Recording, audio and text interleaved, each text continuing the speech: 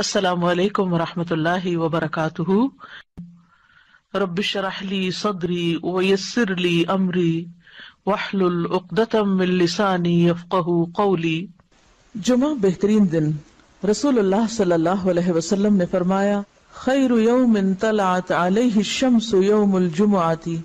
فیہ خلق آدم وفیہ ادخل الجنہ وفیہ اخرج منہا ولا تقوم الساعة الا فی یوم الجمعہ۔ بہترین دن جس پر سورج طلوع ہو کر چمکے جمعہ کا دن ہے۔ اسی دن آدم علیہ السلام پیدا ہوئے، اسی دن جنت میں داخل کیے گئے، اسی دن جنت سے زمین پر اتارے گئے، اور قیامت بھی جمعے کے دن قائم ہوگی۔ جمعے کی فرضیت، ارشاد باری تعالی ہے، یا ایھا الذین آمنوا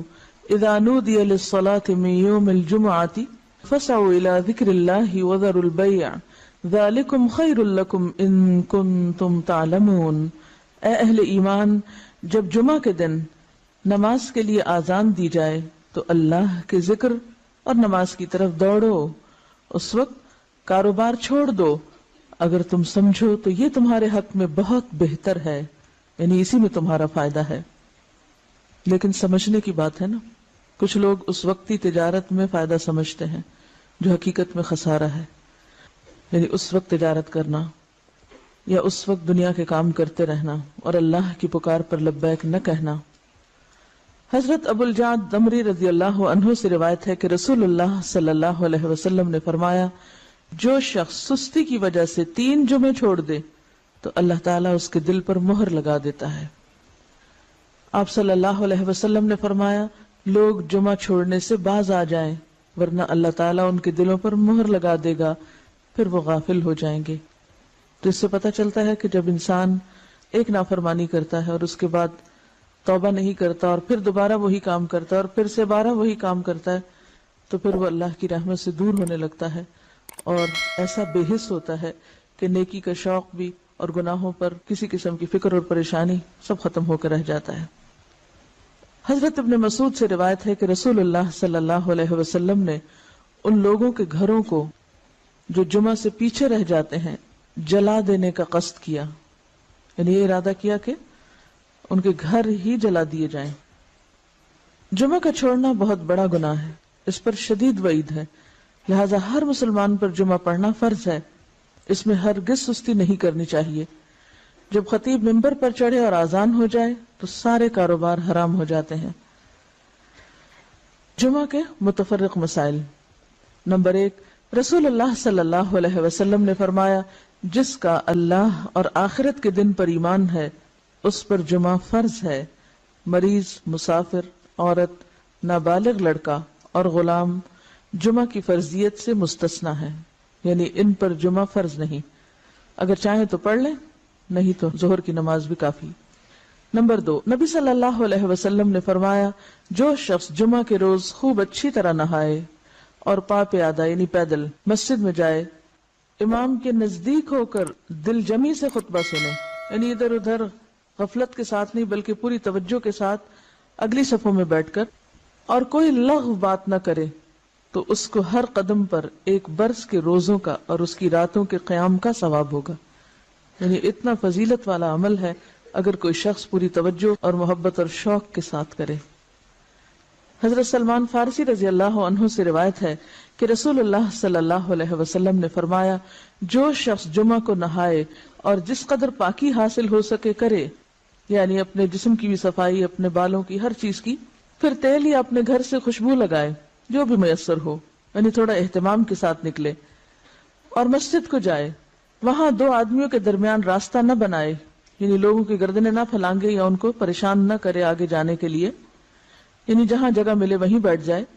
پھر اپنے مقدر کی نماز پڑھے، پھر دوران خطبہ خاموش رہے،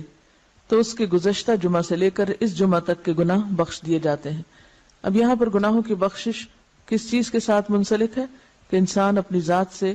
کسی کو تکلیف نہ دے، یعنی صرف اتنا نہیں کہ آپ خود شوق سے چلے ہیں نیکی کرنے، عبادت کرنے،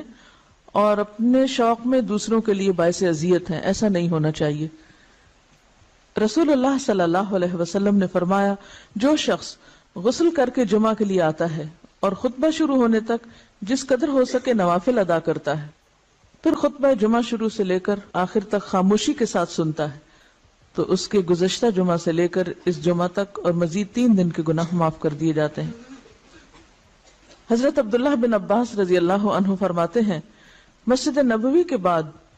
جو سب سے پہلا جمعہ پڑھا گیا وہ بحرین کے گاؤں جوافہ میں عبد القیس کی مسجد میں تھا۔ اس سے کیا پتہ چلتا ہے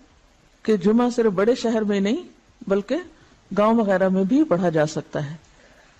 یا جہاں بھی لوگوں کی آبادی ہو اکٹھے رہتے ہوں وہاں پر جمعہ پڑھنا چاہیے، یہ جمعے کا اہتمام کیا جانا چاہیے۔ یہاں اس موقع پر میں یہ یاد دہانی آپ کو کرا دوں کہ جن خواتین کے لڑکے ہیں خاص طور پر ان کو، اپنے شوہروں کو، اپنے مرد رشتہ داروں کو یہ احادیث ضرور پڑھوا دیں یا ان کو یاد دہانی کرا دیں تاکہ وہ اگر جاتے بھی ہیں جمعہ پڑھنے تو شوق سے جایا کریں اور ان آداب کا خیال بھی رکھیں جو رکھنے چاہیے۔ اسد بن زرارہ نے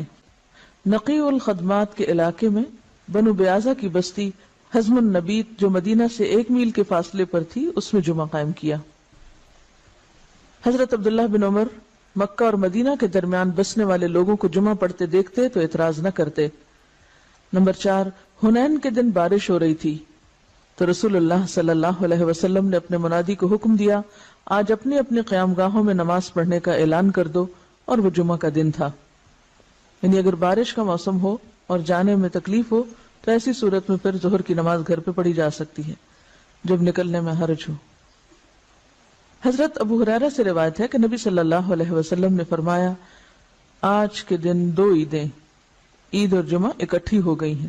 جو شخص صرف عید پڑھنا چاہے اسے وہ کافی ہے، لیکن ہم عید اور جمعہ دونوں پڑھیں گے۔ یعنی اگر ایک ہی دن میں 2 چیزیں ہوں تو ایک کی رخصت ہے، یعنی عید پڑھنا کافی ہے، جمعہ جو ہے اس کی بجائے ظہر کی نماز بھی پڑھی جا سکتی ہے، لیکن آپ صلی اللہ علیہ وسلم نے پھر بھی دونوں چیزوں کو پڑھنا پسند فرمایا اگرچہ سہولت رکھی۔ عبداللہ بن زبیر رضی اللہ عنہ کے زمانے میں جمعہ کے دن عید ہوئی تو انہوں نے نماز عید پڑھائی، جمعہ نہ پڑھایا۔ اس واقعے کی خبر ابن عباس کو ملی تو انہوں نے فرمایا ان کا یہ عمل سنت کے مطابق ہے۔ نمبر 6، رسول اللہ صلی اللہ علیہ وسلم نے فرمایا اگر گنجائش ہو تو جمعہ کے لیے روزانہ استعمال ہونے والے کپڑوں کے علاوہ کپڑے بناؤ۔ یعنی اگر گنجائش ہو اور آسانی ہو اور سہولت ہو، اس سے یہ مطلب نہیں کہ ہر ہفتے نیا جوڑا سلوایا جائے، اس کا مطلب یہ ہے کہ جمعے کا جوڑا مخصوص بھی رکھا جا سکتا ہے، ٹھیک ہے، نہیں ایک دفعہ آپ نے سلوا لیا، اس کو ہر روز پہننے کی بجائے جمعے کے دن پہنا جائے، یعنی جمعے کا لباس مخصوص کیا جا سکتا ہے عام روزمرہ کے لباس سے۔ یعنی اہتمام کی بات ہے اصل میں، صرف نئے کپڑے سلوانے کی بات نہیں۔ نبی صلی اللہ علیہ وسلم نے دوران خطبہ گوٹ مار کر بیٹھنے سے منع فرمایا۔ گوٹ مارنا اس طرح بیٹھنے کو کہتے ہیں کہ ہاتھ یا کپڑے کے ساتھ رانوں کو پیٹ سے ملا کر بیٹھیں، ٹھیک ہے۔ اس طرح بیٹھنے سے عموماً نیند آ جاتی ہے اور پھر آدمی خطبہ نہیں سن سکتا۔ علاوہ ازیں اس حالت میں آدمی اکثر گر پڑتا ہے یا بے حجاب ہونے کا بھی اہتمام ہوتا ہے۔ بیٹھ کے دکھائیے، جی ہاں، اس طرح، یعنی بہت ہی ریلیکس قسم کی اور کیجول قسم کی سٹنگ ہے، یہ اس سے منع کیا گیا ہے۔ نمبر 8، جابر بن سمرہ رضی اللہ عنہ سے روایت ہے کہ رسول اللہ صلی اللہ علیہ وسلم کھڑے ہو کر خطبہ دیتے اور 2 خطبوں کے درمیان بیٹھتے۔ جو شخص یہ کہے کہ آپ بیٹھ کر خطبہ دیتے تھے اس نے غلط بیانی کی۔ حضرت کعب بن عجرہ سے روایت ہے کہ وہ مسجد میں داخل ہوئے اور عبد الرحمن ابن ام الحکم بیٹھے ہوئے خطبہ دے رہے تھے۔ کعب نے کہا اس خبیث کی طرف دیکھو، بیٹھے ہوئے خطبہ دیتا ہے، حالانکہ اللہ تعالیٰ فرماتے ہیں وَإِذَا رَأَوْا تِجَارَةً أَوْ لَهْوًا انفضوا إِلَيْهَا وَتَرَكُوكَ قَائِمًا، اور جب یہ لوگ کوئی سودا بکتا دیکھتے ہیں یا کوئی تماشا دیکھتے ہیں تو اس کی طرف بھاگ اٹھتے ہیں اور آپ کو خطبے میں کھڑا ہی چھوڑ دیتے ہیں۔ قرآن پاک سے یہ بات پتہ چلتی ہے کہ خطبہ کھڑے ہو کر دینا چاہیے۔ اب یہاں پر آپ سوچ رہے ہوں کہ بہت سخت لفظ استعمال کیا اور شاید ان کے پیچھے یا چھپ کے یا غیبت کے طور پہ کیا، تو اصل بات یہ ہے کہ صحابہ کرام کے اندر آپ نے ایک چیز دیکھی ہوگی کہ وہ سنت کے خلاف کوئی چیز برداشت نہیں کرتے تھے، کیونکہ وہ اللہ کے رسول صلی اللہ علیہ وسلم کو اپنی ذات، اپنی اولاد، اپنے والدین، اپنی ہر چیز سے زیادہ محبوب رکھتے تھے اور آپ کی باتوں کو بھی اسی طرح اہمیت دیتے تھے، لہٰذا کہیں وہ کوئی چیز آپ کی سنت کے خلاف ہوتے دیکھتے تو وہ ان کے لیے بہت ہی سخت ہوتی اور اسی لیے سخت الفاظ بھی استعمال کر جاتے۔ تو بات یہ کہ اسی کا نام من احب للہ و ابغض للہ ہے، و آتا للہ و منع للہ۔ جب ہم دین میں محبت کی بات کرتے ہیں تو ہم سمجھتے ہیں کہ محبت پھر جائز ناجائز ہر بات پہ محبت، یہ بات غلط ہے۔ ٹھیک ہے، درست چیز کو اپریشیٹ کیا جائے اور جو غلط بات ہے اس کو غلط بتایا جائے، اور غلطی جتنی زیادہ بڑی ہو اس کے لیے اتنا ہی فرم ہونا چاہیے، اس کے لیے پھر ڈھیلا ڈھالا رویہ نہیں اختیار کرنا چاہیے، جبکہ بات پوری طرح دوسروں کو بتائی بھی جا چکی ہو۔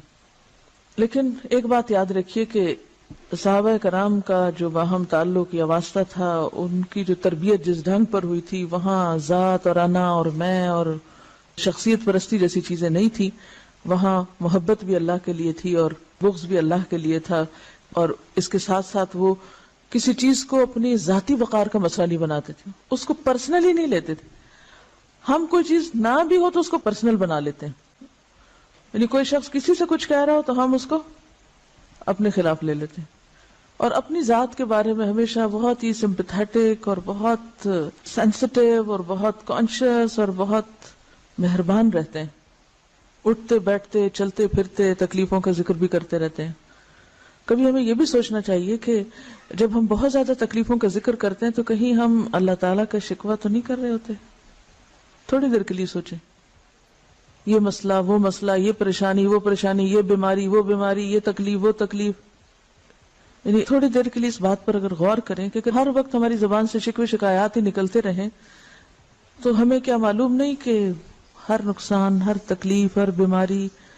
اللہ کے اذن سے ہی آتی ہے، اور ہر چیز اسی کے ہاتھ میں، وہ جب چاہے۔ اللہم لا مانع لما اعطیت ولا معطی لما منعت ولا ينفع ذا الجد منک الجد۔ یعنی اگرچہ تکلیف یا بیماری یا دکھ کے اظہار کرنے میں کوئی گناہ کی بات نہیں ہے، لیکن اللہ سے محبت کے ادب کے خلاف ہے۔ جس سے آپ محبت کرتے ہیں آپ اس کی شکایتیں راہ چلتے تھوڑی کرتے رہتے ہیں، کیا کرتے ہیں؟ ہاں، سمجھ رہے ہیں میں کیا کہہ رہی ہوں؟